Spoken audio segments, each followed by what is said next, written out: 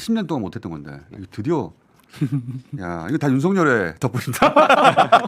공감대가 망가뜨려가지고 이게 검찰개혁 지금 해야 된다라는 것들 다 동의하고 있습니다. 이재명 대통령 죽이려고 그렇게 난리를 쳐가지고 결국은 자기들이 죽게 생겼어요. 자초한 거죠. 뭐 중대수사청은 이제 검경 수사권 조정했을 이야기가 문재인 정부 시절부터 나왔고 검경 수사권 일부 조정했는데 그거를 윤석열 들어와서 그 한동훈 법무부 장관이 모든 걸 다 수사하는 걸로 다시 바꿔버렸잖아요. 검수원복. 네, 원목을 해버렸는데 근데 이제 수사권은 여기로 기소권은 여기로라고 했을 때 중수청은 수사권을 가져오는 곳입니까? 그렇죠. 예. 수사권. 수사권을 떼서 중수청으로 그리고 그거를 행안부 산하에 두는 걸로 행안부. 그렇게 했는데 그러니까 그동안 이제 부경 공선 방대 그래서 중대범죄 6개를 검찰이 갖고 있다가 이제 수사권 조정해가지고 2개로 줄였는데 그거를 검수원복했다고 좀 전에 말씀하셨잖아요. 한동훈이. 네, 네. 거기에 내란 외환, 마약 이렇게 해서 저희가 부르기에는 8대 중대범죄를 다루는 이거 나오니까 자꾸 그 반대하는 쪽에서 엉뚱한 소리를 하던데 그 엉뚱한 소리 중에 하나가 수사력이 떨어져서 국민들 피해가 있을 거다라고 하는 얘기를 하던데요. 완전 거꾸로입니다. 잘 안 들려요 그런 이야기 요새. 뭐라 하는데 잘 안 들립니다 요새. 자 일단 여기까지 해놓고 그러면은 기소권은 어디로 가느냐? 아마도 공소청으로 갈 것 같은데 검찰청은 폐지하고 공소청을 신청을 한다는 법안을 내신 김영민 의원님. 네, 공소청이 기소청인 거죠 말하자면? 그렇죠. 그러니까 명칭을 기소청으로 하냐 공소청으로 하냐 뭐 이런 얘기도 있었는데 그건 좀 이따 말씀드리고 일단 검찰청이 가지고 있는 수사권과 기소권을 완전히 분리시켜서 각각의 기관에 보낸다라는 것이고요. 검찰청은 폐지시킵니다. 검찰청은 더 이상 우리 헌정사에서 살아 있을 이유가 없는 그런 기관이고요. 원래 그 대한민국이 시작될 때 잠시 하기로 했었죠. 잠시. 수사를 잠시 하기로 했죠 검사들이. 예. 왜냐하면 그때 경찰은 친일 앞잡이였기 때문에 맞아요. 친일 앞잡이였던 순경들에게 순사. 순사들에게 수사권을 줄 수 없다고 그래가지고 그래서 검찰이 일시적으로 소유했던 거를 80년간 해왔던. 지금 그렇게 됐죠. 네. 그래서 검찰청이라는 이름은 이제 역사에서 사라지게 만들고 대신에 본연의 기능인 공소권, 그러니까 기소하고 재판을 진행하는 걸 전체를 공소라고 부르는데 이 공소권만 갖는 공소청으로 만들겠다라는 게 이 법의 취지입니다. 이건 다른 나라는 이미 그렇게 되어 있고 예. 대부분의 국가들이 이 이야기가 처음 난 건 제가 알기로는 서양에서는 이 프랑스 혁명 때부터요. 맞아요. 그러니까 우리 200년 동안 늦어진 거예요, 사실은.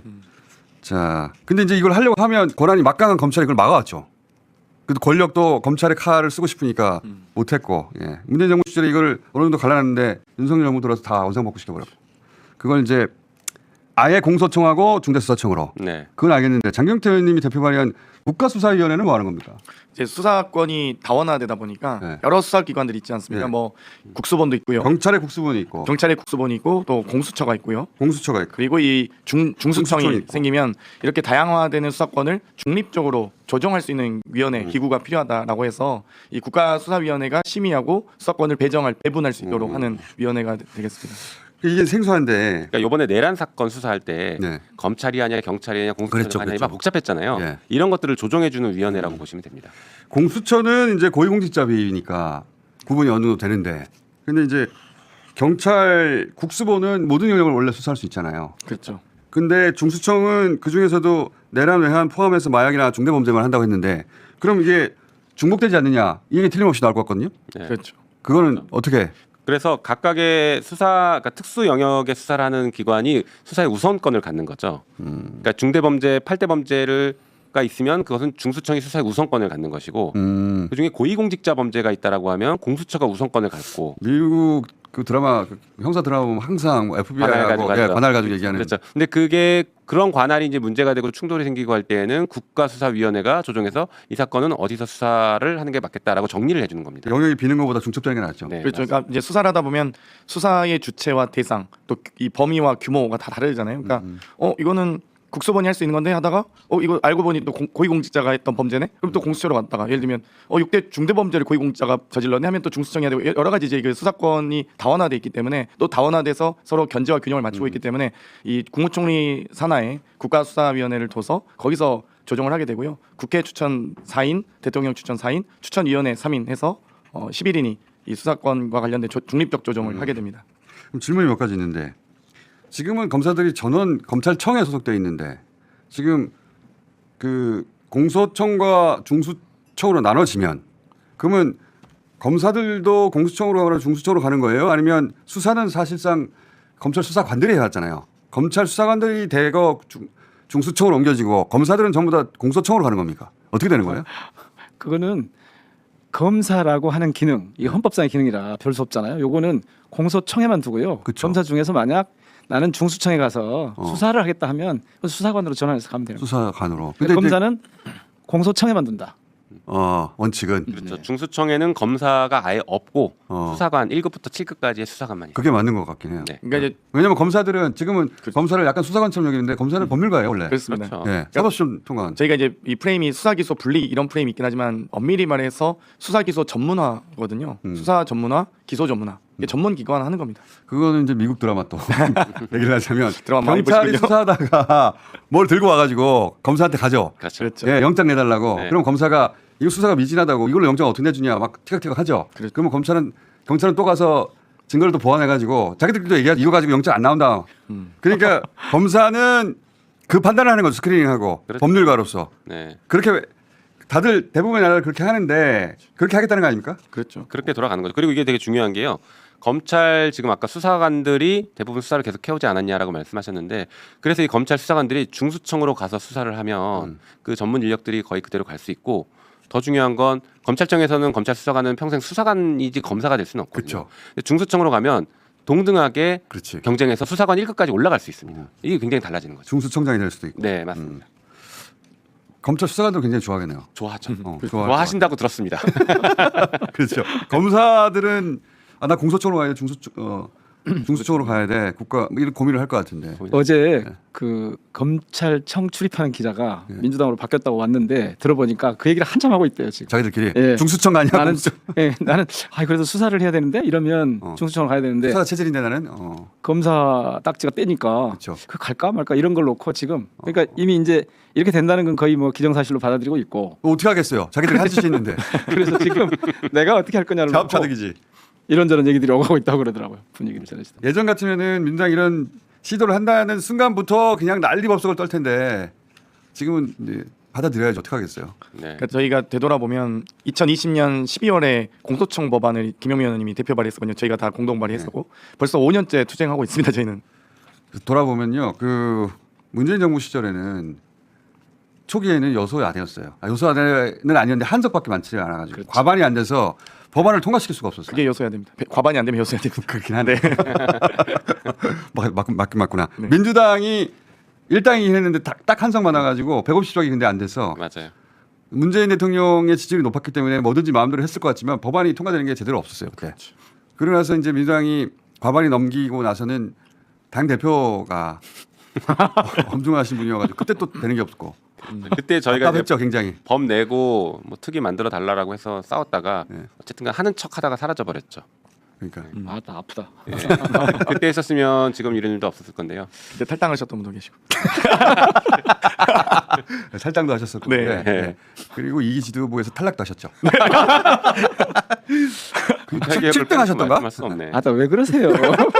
7등 하셨을 거예요. 네. 놀려먹는- 아슬아슬했어요 근데. 놀려먹는 재미가 있어. 네. 당분간 한 2년 정도 놀려먹을 생각이. 고맙습니다. 자, 근데 또 궁금증이 있습니다. 충돌할 때는 그렇게 조절한다고 네. 하셨는데, 근데 이제 중대수사청을 행안부 아래 둔다고 하셨잖아요. 지금 경찰 국수본도 사실은 그 행안부 경찰청. 예. 그러니까 너무 한쪽으로 몰리는 거 아닙니까? 그런 생각하는 사람도 있을 것 같은데. 그래서 저희가 이제 처음에 행안부 아래 국수본이랑 중수청이 다 그 있습니다. 고민을 여러 가지를 했는데 네. 제일 처음에 우리 검찰개혁 TF 당 TF에서 고민했던 안은 그래서 중수청을 총리 산하에 두고 아. 중수처로 한다. 야, 식약처처럼 이렇게 처로 한다 이렇게 아이디어를 냈었습니다. 어, 그런데 그러다 보니까 또 총리가 너무 비대화되는 것 아니냐. 네. 또 별도의 문제들이 생겨. 총리가 안 그래도 공직기강들을 바로잡는 것들이 기능이 김민수 의원을 있는데 좋아할지도 몰라요. 중대범죄수사까지 총리 산하로 둔다는 것도 지나치게 총리가 비대화될 수 있어서 결국에는 수사 기능 자체를 경찰 기능의 일부로 봐서 행안부로 다 두고 대신에 조직을 분리하고 행안부 장관이 이 중수청에 관여할 수 없게 만들어 놓고 실제 관여는 국가수사위원회가 하는 방식으로 가는 겁니다. 야. 그러니까 예를 들면 이거죠. 그동안에 경찰이 행안부 소속으로 경찰청 소속으로 있었는데 법무부 소속인 검찰이 수사 지휘를 해야 하지 않습니까? 예, 그렇죠. 이런 개념이라고 보시면 됩니다. 그러니까 사실 과거에 법무부는 사실상 검사부라고 불릴 정도로 법무부의 기조실장까지도 검사들이 있거든요. 검사들이 그래서 했죠, 그냥. 이제는 이제 공소청으로 분리되면 법무부는 정말 인권보호기관으로서 부처로서 기능을 하게 되고요. 중수청이 행안부 산하에 있다고 한들 이 행안부가 워낙 방대한 조직이기 때문에 이 중수청의 수사관들이 뭐 행안부를 장악하거나 그럴 수가 없습니다. 그래서 행안부가 뭐 비대해진다고 행안부가 중수청 수사관에게 장악될 가능성은 매우 낮다. 그래서 법무부는 인권보호부처로 이 행안부는 행정과 치안을 담당하는 부처로 각인되는 거죠. 국가수사위원회는 구성이 어떻게 되는 거예요? 그러니까 지금 11인으로 구성됐는데요. 11인만 가지고 될까 근데? 가능은 하죠. 그러니까 국가수사위원회와 그 밑에 엄청난 이제 결정을 해야 되는 분들인데. 사무국을 둬서 어. 사무 처리하는 것들이 있고요. 별도의 수사심의위원회를 별도로 또 구성할 수 있게 하고 있습니다. 그래서 수사기관 간의 어떤 이의제기나 이런 것들을 수사심의위원회에서 별도로 하는데 이것은 대통령령으로 정하도록 잘 설계를 하셔가지고 충분히 이거 가능합니다. 80년 동안 못했던 건데 이거 드디어 야 이거 다 윤석열의 덕분이다. 하도 망가뜨려가지고 공감대가 이미 확 잡혀 있습니다. 검찰개혁 지금 해야 된다라는 것들 다 동의하고 있습니다. 이재명 대통령 죽이려고 그렇게 난리를 쳐가지고 결국은 자기들이 죽게 생겼어요. 자초한 거죠. 뭐 저희는 수사기소 전문화다. 네. 예. 근데 그 지난 3년이 없었으면 이렇게 안 됐을 거예요. 또 다시 논쟁을 하기 시작하고 또 다시 이 그렇죠. 검찰에서는 저항하고 또 그 검찰 편을 드는 보수 매체들과 또 기자들도 있을 거거든요. 출입 기자들 하고 이렇게 하나로 뭉쳐가지고 그렇죠. 그랬을 텐데 지금은 아무 말이 없잖아요. 특히 제일 제가 인상적으로 지금 기억에 남는 건 그놈의 역풍 타령이 사라졌어요. 그렇죠. 네. 예. 그런 주장이 아예 없는 건 아닌데 안 들려요. 그렇죠. 귀에 잘 안 닿고 예, 타격감이 없어요. 또 저희 검찰개혁하려고 하면 이제 역풍 얘기랑 또 민생이 중요하다 이 얘기를 하시는 분들이 많아서 항상 저희가 밀려왔는데 지금은 이재명 정부가 정부는 민생을 챙기겠다. 개혁은 국회가 한다. 이런 입장을 명확하게 저희도 갖고 있고 정부도 갖고 있어서 저희가 이제 개혁하면 됩니다. 이게 진짜 어려웠는데 예. 제가 이 얘기 들은 거 한 20년째 되는 것 같거든요. 검경수사권 조정. 오래됐죠. 진짜 오래됐고 그걸 시도를 그 민주당 출신 대통령을 다 추진했는데 다 실패했어요. 이때까지. 그렇죠. 예. 드디어 법안이 만들어졌고 이거는 거부권 행사 안 할 거잖아. 법안으로 통과시킬 거 아닙니까? 네. 그럼 되는 거예요 이렇게. 그리고 더 중요한 건 지난번에 막았던 박병석 의장이 없습니다. 이 얘기 꼭 해야 돼요. 저는 맞아. 당 대표도 당 대표였지만 국회의장도 막았어요. 네, 그때 박병석 의장이 막았어요. 저는 막았어요. 이것은 역사에 두고두고 기록해야 된다고 생각합니다. 박병석 의장이 그 한동훈 법무부 장관의 요청을 들어준 셈이죠. 등을 넣어달라고 한 거죠. 등을 넣어줘서 그렇죠. 등자 하나 가지고 한동훈 법무부 장관이 모든 수사를 다 하는 걸 바꿔버린 거 아닙니까? 그렇죠. 아니, 그리고 그 이전에 직접 수사 모두 없애고 6대 범죄 수사 아무것도 못하게 하는 안을 저희가 발의해서 추진했는데 네. 굳이 합의를 해서 두 개를 남겨놓은 거예요. 그 박병석 의장이 주도해서 합의해서. 맞아요. 그래놓고 거기다 또 등짝까지 넣어줬죠. 그래가지고 그 이전에 문재인 정부 시절에는 당 대표가 그리고 그 이후로는 국회의장이 네. 이 검찰 개혁을 직접 막았다고 봐야 됩니다. 직접 막았습니다. 직접 막았대요. 늘 원하는 사라지고 유사품이 판을 쳐서 그러죠. 망가지는. 그래서 이제 김용민 의원한테는 한이 쌓여 있고 한이 큰가 봐요. 그럼요. 한이 쌓여 있어요. 그때 할 수 있었는데 박주민 의원한테도 한이 쌓여 있더라고. 그렇죠. 한이 정말 쌓였죠. 그 시절 생각하면 정말. 그것 때문에 탈당까지 하셨어요. 딱 그때. 탈당했었기 때문에 탈락한 겁니다. 자, 오늘 여기 기본 패키지 법안이 발의됐다는 까지 틀까지 해놓고 여기 이제 논의하다가 앞으로 3개월 동안 조금씩 미세 조정이 될 수도 있고 그죠? 그런 거 아닙니까? 네. 마지막으로 한 마디만 해주고 가세요. 왜 기소하고 수사를 분리해야 되는가? 근본적으로 이게 왜 평양생명 이후로 계속 서구에서는 그렇게 해야 되는 걸로 당연시 되어 왔는가? 그거 한 마디만 해주고 가십시오. 대한민국에서는 검찰의 정치 개입 통로를 차단하는 거예요. 기본적으로.